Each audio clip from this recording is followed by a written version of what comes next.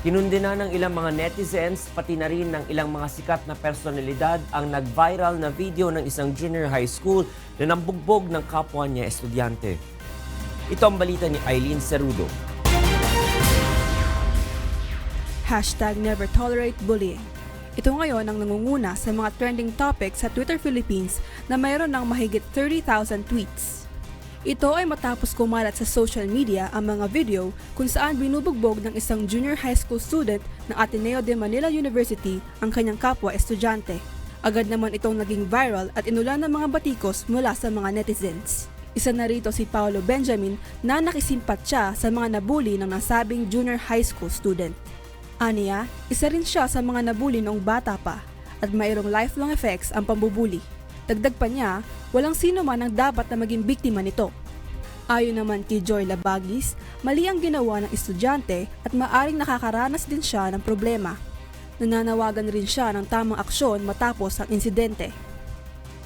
Pero dapat sana bigyan ng right action against dun sa ginawa niya para hindi na maulit sa iba.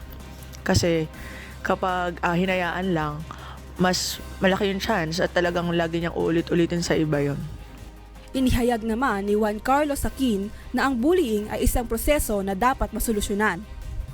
Maaari kasi na yung mga nambully ay nakaramdam din sila ng neglect or psychological abuse at syempre, doon din sa mga nabully, maaaring gawin din nila to sa kapwa nila. O di kaya maging socially withdrawn sila sa society. So, dito sa society natin. Umiikot lamang ang proseso At isa sa mga pwedeng solusyon ito ay yung pagiging hands-on ng mga magulang. At syempre, disiplina. At ang malaking lesson dito ay yung pagturo sa kanila ng simpatya para sa ibang tao. Bukod sa mga kapwa netizens, maging ang mga sikat na personalidad ay naghayag ng kanilang saloobin sa nasabing issue. Ayon sa singer na si Regine Velasquez Alcacid, dapat umanoturuan ang kanilang mga anak ng self-defense. Maging si Miss Universe 2018 Catriona Gray ay kinundina ang bullying at hindi dapat ito kinukonsinti. Eileen Cerudo, UNTV, News and Rescue.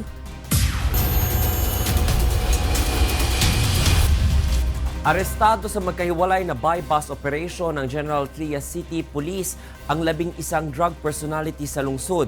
Ilan sa mga naaresto ay sinumbong ng mga concerned citizens sa hotline ni Philippine National Police Chief Oscar Albayalde. Ito ang balita ni Benedict Samson.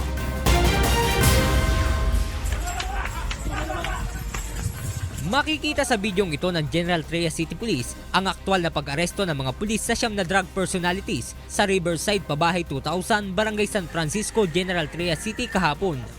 Isinagawa ng mga pulis ang bypass operation matapos makatanggap ng sumbong na talamak ang nakawan at bentahan ng iligal na droga sa lugar. Ang impormasyon ay ipinadala ng isang concerned citizen sa hotline ni PNP Chief Oscar Albayalde. Ang nilalaman po ng infotext na yan na mayroon po mga pusher sa area nila, ang ginagawa ay ninanakawan pa sila ng kanilang mga alagang hayop. Nakuha sa 9 na sospek ang 14 na pakete ng hininalang shabu na nagkakalaga ng 40,000 pesos. Sunod namang sinalakay ng General Trias City Police ang isang bahay sa naturang lugar kung saan 2 naman ang naaresto. Kinilala itong si Emil Albao at Kadilsin Mislani. Nakuha sa mga ito 13 pakete ng hininalang shabu na tinatayan nagkakalaga ng 50,000 pesos. Ayon kay General Trias City Police Chief Police Superintendent Paul Bomitibo, sangkot din umanon 2 sa isang shooting incident sa lugar. Pero kino-confirm pa natin yan at malalaman natin kung sila nga yung suspect din sa isang shooting incident sa area na yan. Sa ngayon ay nasa kustodiya na ng General Trias City Police ang mga naarestong suspect at maharap sa kasong paglabag sa Republic Act 9165 o ang Comprehensive Dangerous Drugs Act of 2002. Benedict Samson, UNTV News and Rescue, Cavite. And for the news abroad, the United States is facing a threat of a partial federal shutdown as U.S. President Donald Trump insists that he will not sign a funding bill that does not include border security. Eileen Cerudo reports. U.S. President Donald Trump on Thursday said border security must be part of legislation to fund the U.S. government. a position that raises the threat of a partial federal shutdown on Saturday. Trump told fellow Republican leaders in Congress he will not sign a Senate-passed bill because it fails to include enough funding for border security. I've made my position very clear. Any measure that funds the government must include border security. Has to. Not for political purposes, but for our country, for the safety. I am asking Congress to defend the border of our nation for a tiny fraction of the cost. Essential to border security is a powerful physical barrier. Walls work, whether we like it or not. They work better than anything. Republicans in the House of Representatives were scrambling to try to amend the bill to appease Trump. We're going to move today to add language to the bill that the Senate sent over on government funding to add $5 billion for the wall, as well as the disaster relief funding that's been agreed upon by both the House and Senate for the hurricanes and the wildfires. We want to keep the government open, but we also want to see an agreement that protects the border. We have very serious concerns about securing our border. We want to solve this problem. We want to make sure we keep the government open, and we're going to work to have that done and get something happen. On Thursday, the U.S. House of Representatives passed a Republican-sponsored bill to provide $5 billion to start building a wall on the U.S.-Mexico border, along with the funds to keep several federal agencies operating beyond Friday. By a vote of 217 to 185, the House approved the temporary funding bill. The Senate late on Wednesday passed a different version of the bill, and it was unclear whether it would consider the House-passed measure. Eileen Cerudo, UNTV, News and Rescue.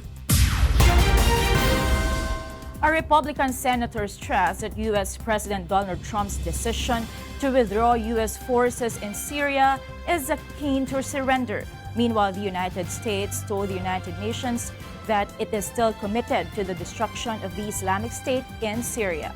Asher Kadapan Jr. has the story.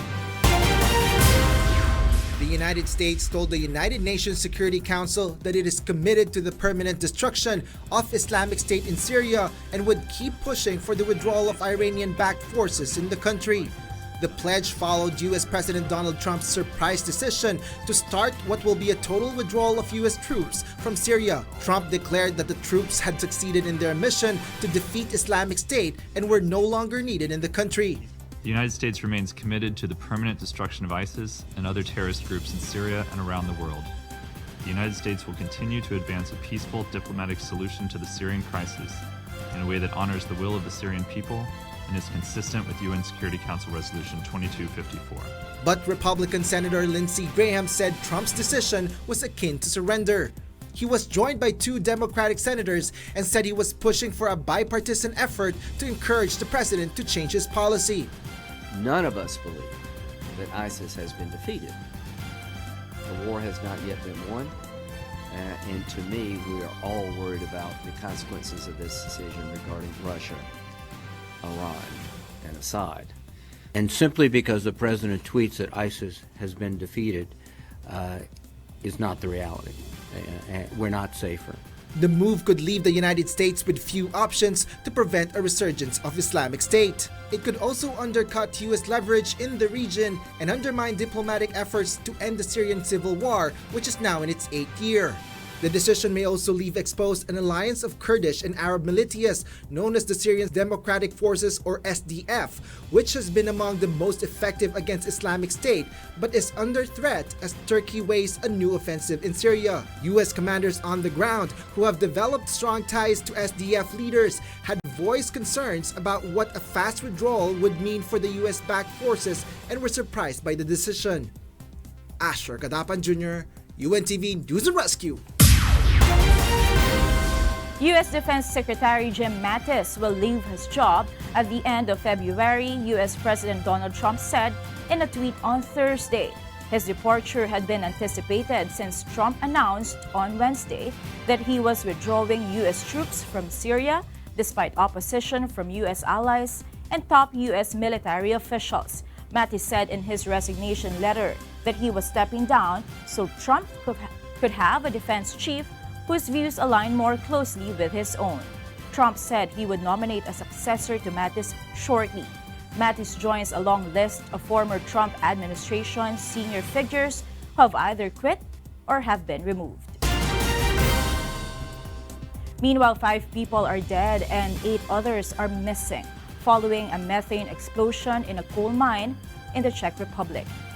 The United States will send migrants back to Mexico where their asylum requests are being processed. Details in this report. 5 miners died and 8 were unaccounted for after a methane explosion at the CSM hard coal mine in the east of the Czech Republic on Thursday. A company spokesman said 8 others were injured in the blast, which caused devastation in some underground work areas with poor visibility obstructing the efforts of rescue units. The explosion took place about 800 meters under the surface after 5 p.m. on Thursday. The United States will soon send non-Mexican migrants who cross the U.S. southern border back to wait in Mexico while their U.S. asylum requests are processed, a major change in immigration policy the Trump administration announced on Thursday. Immigrant advocates and human rights experts quickly denounced the policy change as illegal and violating the rights of refugees. Mexico's government said that it would accept some of those migrants for humanitarian reasons, but Mexico's foreign ministry underscored that it still has the right to admit or reject the entry of foreigners into its territory. British Prime Minister Theresa May said that police powers over the flying of drones could be extended after the country's second biggest airport was closed due to unknown operators flying the devices within its airspace. As thousands of passengers waited at Gatwick Airport, south of London, police hunted unsuccessfully for the operators of the large drones, which reappeared near the airfield every time the airport tried to reopen the runway. Police said there was no indication of a terrorism motive behind the devices.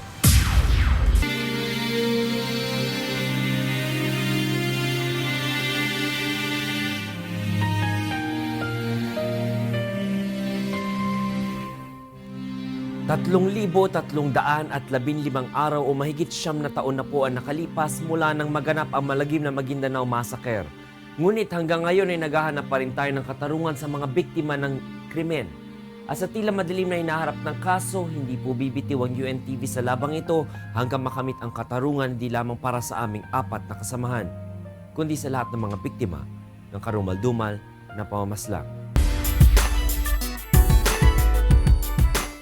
Ang third batch naman ng Wishcoveries mula sa Camp Veni ang nagpakitang gilas kagabi sa kanilang angking talento sa pag-awit. Sino-sino sa 3 Wishcoveries ang nakapasa kay composer Wishcoverer Veni Saturno at aabante sa susunod na round ng Wishcovery Season 2, The Singer and the Song. Ito ang balita ni Leslie Longbowen.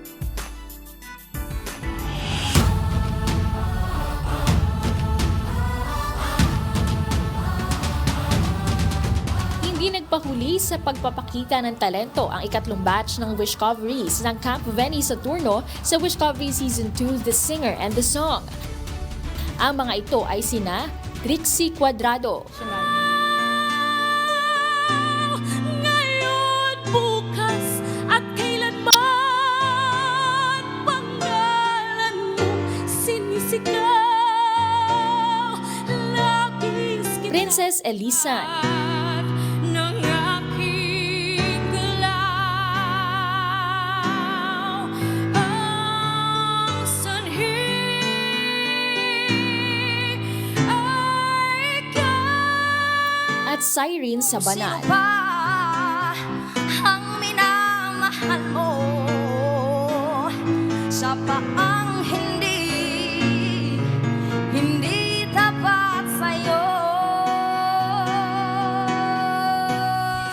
Angat sa round na ito si Trixie na inilarawan ni Veni na Sara Geronimo ng Butuan at si Cyrene na distinct Anya ang boses. Bagamat na-eliminate, hindi naman nawala ng inspirasyon si Princess na ipagpatuloy ang pagkamit ng kanyang pangarap. Princess medyo talagang siguro because of the kaba. Yung pinaka-last stanza niya talagang nag-effort siya. Nakalipad naman siya pero hinahanapan ko pa ng mas lipad na. Sa Wish naman po, don't worry, I'll be back in the next season. So, gagalingan ko pa sa susunod. Ngayong gabi, masasaksihan naman ang labanan ng Camp Boy Christopher. Bukas ang Camp Noel Cabangon at sa linggo ang Camp Moy Ortiz sa Wish 1075 YouTube channel. Leslie Lumboman, UNTV News and Rescue, Philippines. At good news dahil wala na ring pasok sa mga tanggapan ng pamahalaan sa ilalim ng executive branch ngayong Miyerkules, December 26. Batay sa isang memorandum na inilabas ng Malacanang ngayong araw. Layo nito na bigyan ng mas mahabang panahon ang mga empleyado ng pamahalaan na makapiling ang kanilang pamilya ngayong long holiday. Kasama rin sa walang pasok sa December 26 ang government-owned and controlled corporations, government financial institutions, mga pampublikong universidad at kolehiyo at ang mga lokal na pamahalaan. At yan po ang naging kabuuan ng ating balitaan ngayong gabi. Aming inilahad ng buong katapatan kung paano namin nasaksihan. Kayo po'y makapagtitiwala ng aming nakita at narinig ang aming ibinabalita. Magandang gabi!